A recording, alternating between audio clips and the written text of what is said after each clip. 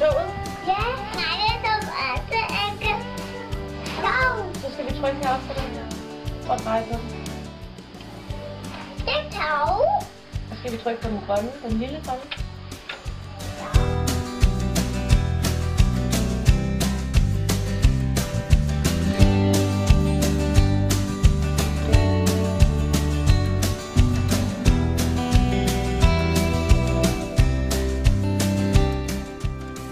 Jeg har meldt mig til kurset her, fordi jeg kunne lære noget om at bruge PC og foto og iPads og sjov måde. Det var sjovt at være på kurset. Sjovt, fordi jeg var sammen med nogle andre, som var i samme situation som mig selv. Og det var en god måde at lære det hele og kende på, fordi vi skulle løse nogle opgaver.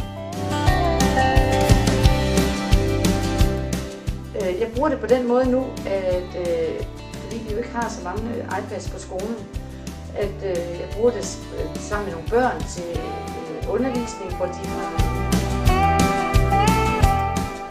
vi har lavet bøger, og det fungerer rigtig fint, fordi børnene selv tegner, fotograferer, laver tekster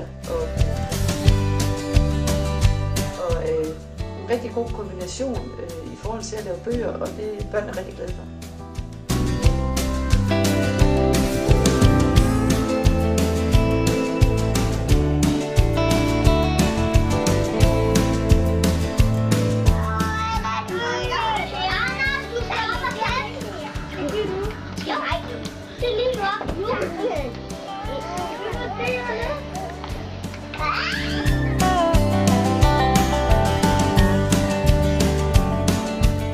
Vi bruger dem til, at vi tager det med ud i naturen og tager billeder, og så går vi hjem og lægger lyde på billederne, og vi laver puslespil, og vi bruger den stort set til alt.